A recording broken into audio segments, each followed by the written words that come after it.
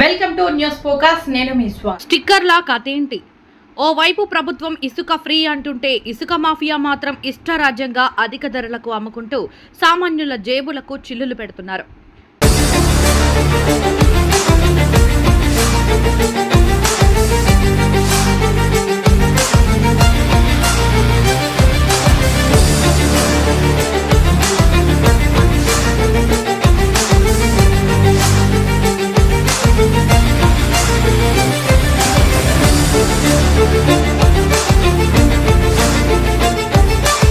శ్రీకాకుళం జిల్లా పలాసలో సుమారు 45 నుండి 50 లారీలు ప్రతిరోజు రాత్రి పలాస నుండి ఇసుక రీచ్లకు బయలుదేరి వెళ్లి వేకువజామున తిరిగి పలాస చేరుకుంటాయి. పలాస మున్సిపాలిటీతో పాటు పరిసర ప్రాంతాల్లో కొంతమంది ఇసుకను ఓ ప్రాంతంలో డంప్ చేసుకుని ట్రాక్టర్ ఇసుక లోడును సుమారు 4,000 రూపాయల వరకు అమ్ముకుంటున్నారు.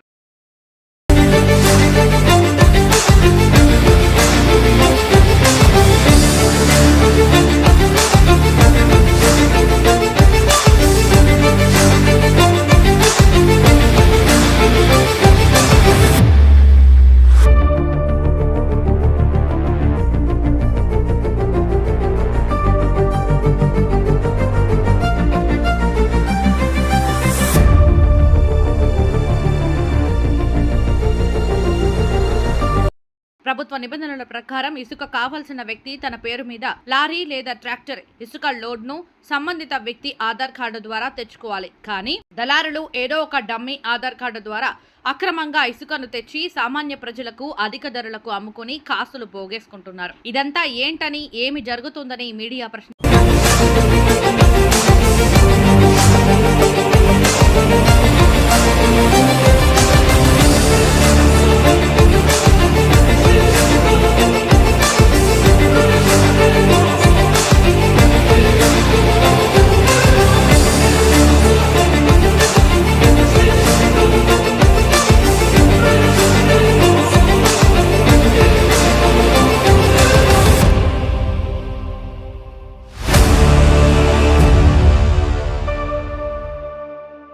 ఈ మధ్య కొత్తగా పలు సంఖ్యలు కలిగిన స్టిక్కర్లను లారీలకు అతికించి చూపిస్తూ మాకేం భయం లేదు, ఇదిగో స్టిక్కర్ చూడు అంటున్నారు.